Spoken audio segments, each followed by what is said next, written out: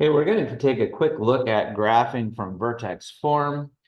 Uh, Taking a look at the graph of a quadratic should be a pretty quick and easy one.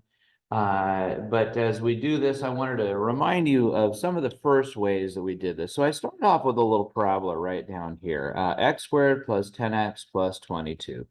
So the way we originally decided to do this is we decided to look at A, B, and C. And we would find the location of that axis of symmetry, and we would say that it was opposite of B divided by 2A, which would give me -5. So I would know that out here at -1, 2, 3, 4, 5, we would have a line of symmetry like that, at x equals -5. We would plug that -5 into the original problem. Let's see, what happens if I could plug in -5 in each of those places? I didn't give myself a whole lot of room on this little scrap of paper here, but it looks like I've got 25, take away 50, which again, notice the 2-to-1 ratio, which is one of the things we talked a lot about, plus 22. So I guess that's 47 take away 50 or -3. So the vertex of this problem happened at -5, comma, -1, 2, 3. We put a dot right here. And then all we had to do is look at the leading coefficient, which is A, and use a 1, 3, 5 pattern. So I went over 1 and went up 1. Then I went over from there 1 and went up 1, 2, 3. And we could pretty quickly come up with a pretty nice graph of a parabola. Now that's how we originally did it.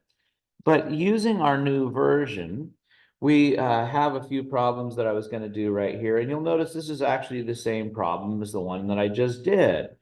You immediately can look at the question and write down the vertex, because the x value of the vertex is always the opposite of what you see, and the y value is what you see. So here the vertex would be 1 with a 4. Down here, this one would be a vertex of 0 with a 7, etc. So if we find that vertex 1, 2, 3, 4, 5, down 1, 2, 3, we by design already have our axis of symmetry, because it always goes through that vertex, and then we simply use our 1, 1, 2, 3, 5 pattern. Now I could go 1, 1, 2, 3, 4, 5 if we wanted to come up and get one more nice little spot. Easy peasy. Now over here, like we said, our vertex is at 1, 4. So here's my line of symmetry at 1. My vertex is at 1, 2, 3, 4. Here's 1, 4.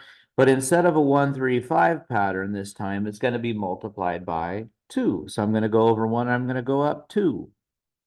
And then I'm going to go over 1 and I'm going to go up 6. 1, 2, 3, 4, 5, 6. Oh, it's too high off of my graph, which it does happen sometimes.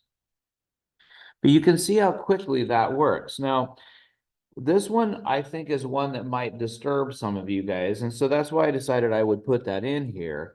Notice the vertex is at 0, 7. 1, 2, 3, 4, 5, 6, 7. See, because nothing happened to the x value, nothing was added or subtracted. It went up 7 units. My line of symmetry is right here on that y-axis, but my 1, 3, 5 pattern is going to be multiplied by -1. So I'm going to go down 1, and then I'm going to go 1, 2, 3, down 3, and then down 1, 2, 3, 4, 5. And we could keep doing that for a long, long, long, long time. Okay, cool.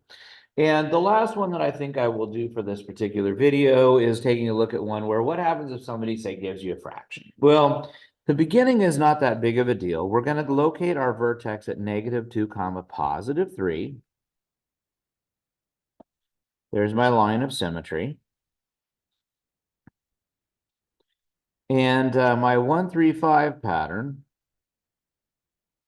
In fact, I think I'm going to go ahead and change this to a negative so it fits on my graph just a little bit better, although it's not really very different. But remember, my 1, 3, 5 pattern is going to get multiplied by 1/2. So that would be go over 1, go down 1/2. Then I'd go over 1 and I go down 1, 2, 3 halves, or 1.5. And then I go over 1, go down 1, 2, 3, 4, 5 halves, and then over 1 down 1, 2, 3, 4, 5, 6, 7 halves. And so really the complexity isn't all that harder. It's just remember you're now not counting by whole numbers, you're counting by halves.